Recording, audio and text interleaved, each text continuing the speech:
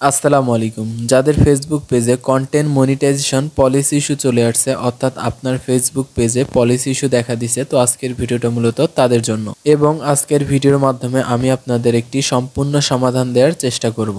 কিছু বিষয় আপনাদের সামনে উপস্থাপন করব, যে বিষয়গুলো না জানার কারণে আপনারা শত চেষ্টার পরেও আপনাদের ফেসবুক পেজ থেকে কন্টেন্ট মনিটাইজেশন ইস্যুটা রিমুভ করতে পারছেন না। তো আমরা আমাদের ফোন থেকে ফেসবুক অ্যাপসটা ওপেন করে নিব। তো ফেসবুক অ্যাপসটা ওপেন করার পর এখান থেকে প্রফেশনাল যে ড্যাশবোর্ড আছে, প্রফেশনাল ড্যাশবোর্ডে ক্লিক করে দিব। প্রফেশনাল ড্যাশবোর্ডে ক্লিক করার পর একটু স্ক্রল করে নিচে চলে আসব। স্ক্রল করে নিয়ে নিচে চলে আসার পর এখানে দেখতে পারবেন টুলস। তো আমরা এখান থেকে সিম্পলি টুলসে ক্লিক করে দিব। টুলসে ক্লিক করার পর উপরে দেখতে পাচ্ছেন মনিটাইজেশন। তো আমরা এখান থেকে সিম্পলি মনিটাইজেশনে ক্লিক করে দিব।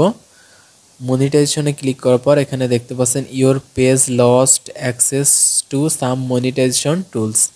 তো এখান থেকে আমরা যদি ভিউয়ে ক্লিক করে দেই,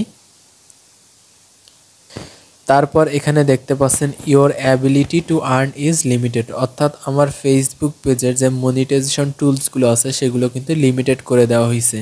এবং এখানে কিন্তু সুন্দরভাবে উল্লেখ করা আছে your page lost access to some monetization tools because your content was flagged by our technology. If you are flagged again you could lose access permanently, অর্থাৎ আমরা যদি বারবার একই ভুল করি তাহলে কিন্তু পার্মানেন্টলি আমাদের মনিটাইজেশনটা ডিসেবল করে দেওয়া হবে। তো আমরা যদি এখান থেকে ফাইন্ড আউট মোরে ক্লিক করে দিই, তো ফাইন্ড আউট মোরে ক্লিক করার পর এখানে দেখতে পাচ্ছেন ডেটটা দেখাচ্ছে কবে এই মনিটাইজেশন পলিসি ইস্যুটা চলে আসছে। তো এখানে দেখতে পাচ্ছেন গতকালকেই কিন্তু চলে আসছে। তারপর এখানে দেখতে পাচ্ছেন your page share content the our technology detects at unoriginal, অর্থাৎ ফেসবুকের যে রোবট আছে সে কিন্তু আমাদের কন্টেন্টগুলো আনঅরিজিনাল হিসেবে ডিটেক্ট করছে, যার কারণে কিন্তু আমাদের পলিসি ইস্যুটা চলে আসছে। তো তারপর নিচে দেখতে পাচ্ছেন রিভিউ রিকোয়েস্ট। আপনারা ভুলেও এই রিভিউ রিকোয়েস্টে ক্লিক করবেন না, তাহলে কিন্তু আপনাদের পেজটা পার্মানেন্টলি ডিসেবল হয়ে যেতে পারে। আপনাকে অবশ্যই পেজটা ফেসবুকে রিভিউ পাঠাইতে হবে। তার আগে কিন্তু আপনাদের কিছু ইম্পর্টেন্ট কাজ আছে যেগুলো আমি আপনাদের এখন দেখিয়ে দেব। তো প্রথমেই আমরা ব্যাক করে চলে আসব। ব্যাক করে চলে আসার পর আমরা আমাদের যে নিউজ ফিডে চলে আসব। তারপর প্রোফাইলে ক্লিক করে দিব। তো প্রোফাইলে চলে আসার পর আপনাকে খুঁজে বের করতে হবে যে ফেসবুক কোন ভিডিওটা পোস্ট করার কারণে আপনার মনিটাইজেশনটা ডিসেবল করে দিয়েছে, আপনাকে ওই ভিডিওগুলো ডিলিট করে দিতে হবে।